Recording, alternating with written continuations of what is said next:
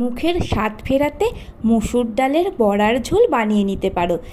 এখানে আধ কাপ মুসুর ডাল আমি নিয়ে নিয়েছি, ভালো করে ধুয়ে 2 ঘন্টা ভিজিয়ে আবার একবার ধুয়ে নিয়ে জল ঝরিয়ে নিয়েছি। তারপরে গ্রাইন্ডারে একটু কোর্স করে পিষেছি, একদম মিহি করিনি। এদিকে আর একটা জায়গায় আমি ডুমো ডুমো করে আলু কেটে নিয়েছি, লম্বা লম্বা পেঁয়াজ, হাফ টমেটো, লঙ্কা কুচি আর আরেকটুখানি ছোট ছোট পেঁয়াজ আমি কেটে নিয়েছি। এরপরে ডালের মধ্যে লম্বা লম্বা পেঁয়াজ, কুচি করে রাখা লঙ্কা, লবণ, হলুদ আর সামান্য একটু মিষ্টি দিয়ে ভালো করে ফেটিয়ে নেব। এরপরে বড়া ভাজার পালা।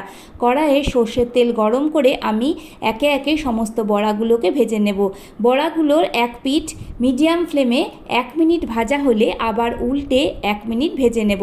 সমস্ত বড়াগুলো আমি এইভাবে ভেজে নেব। আমি এখানে 3টে ব্যাচে সমস্ত বড়াগুলো ভেজে নিয়েছি। তোমরা চাইলে আরও একটুখানি মশলা দিয়ে এই বড়া ভাজাও খেতে পারো, খুবই সুন্দর লাগে খেতে, একেবারে মুখটা ছেড়ে যায়। এখানে দেখো বন্ধুরা, আমার সমস্ত বড়াগুলো ভাজা হয়ে গেছে। এবার যাব তরকারির দিকে। কড়াইয়ে আরও খানিকটা তেল দিয়ে আমি এখানে জিরে, তেজপাতা, শুকনো লঙ্কা ফোড়ন দিলাম। গন্ধ উঠলে যে কুচো করে রাখা পেঁয়াজ ছিল সেটা দিয়ে দিলাম। এবার নেড়ে চেড়ে এর মধ্যে ডুমো ডুমো করে রাখা যে আলু সেগুলো দিয়ে দেব। আবার একটু লবণ হলুদ দিয়ে ভালো করে ভাজা ভাজা করে নেব। একটু ঢেকে ঢেকে দেবো যাতে আলুটা খুব তাড়াতাড়ি নরম হয়ে ভাজা ভাজা হয়ে যায়। এরপরে এর মধ্যে আমি আরও কিছু মশলা অ্যাড করছি। এর মধ্যে দিয়ে দিচ্ছি যে কুচো করে রাখা টমেটো আমি রেখেছিলাম, প্রথমেই দেখিয়েছিলাম, সেই টমেটোটা একটু ভাজা ভাজা করব ঢেকে দিয়ে।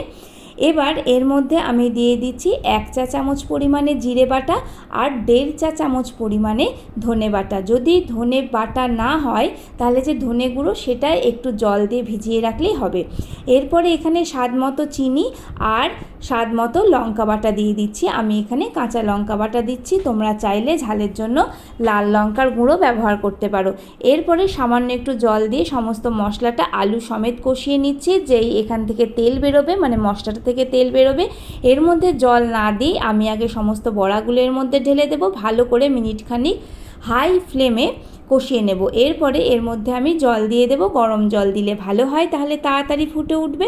ফুটে ওঠার পরে আমি এখানে যে ফোড়ন দিয়েছিলাম সেই তেজপাতা, শুকনো লঙ্কাগুলো ফেলে দিলাম। আর এর মধ্যে দিয়ে দিচ্ছি আমি গরম মশলা গুঁড়ো 1/2 চা চামচ। এরপরে যখন ফুটে উঠবে তাহলেই কিন্তু আমাদের বড়ার ঝোল রেডি। আশা করি ভালো লেগেছে। যদি ভালো লাগে অবশ্যই একটা লাইক দিও।